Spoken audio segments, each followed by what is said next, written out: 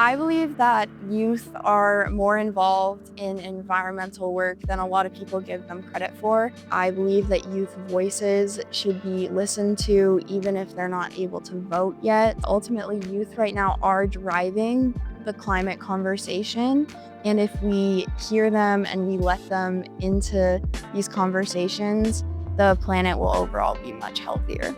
My name is Sophie Tipper and I live in Centennial, Colorado. My project focuses on environmental policy, specifically the passage of Senate Bill 2555, which involved youth in environmental justice policy at the state level and allowed youth to be able to advocate for greener energy in their schools. Young people carry deep anxiety about climate change, but too often lack the power to act.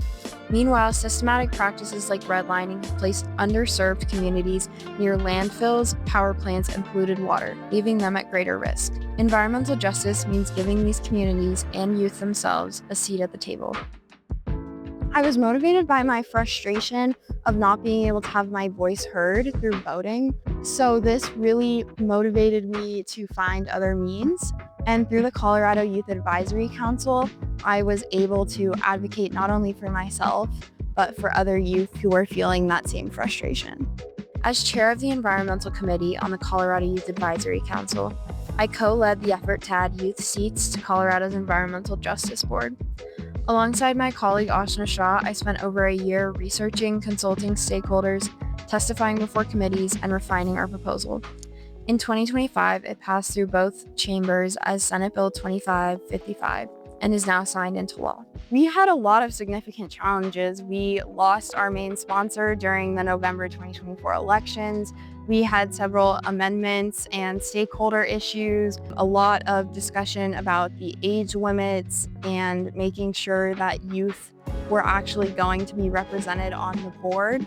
Overall, though, we just overcame it by perseverance and making sure that we never lost focus on the youth voice. The impact goes beyond representation. The bill also creates a guide for schools to pursue greener energy resources, giving students tools to make change locally. And next year, we plan to build on this success with proposals to tackle plastic pollution. My project invests in the next generation by training and advocating for youth to become leaders in their communities, especially in the environmental justice sphere. This will allow more youth to feel empowered and able to work on climate change at the state level. Youth are doing this outside of school, outside of sports. We're fitting it in between all of our other commitments, while a lot of adults doing similar work have this as their full-time jobs. So it takes a lot of dedication to work on something like this outside of the rest of our responsibilities.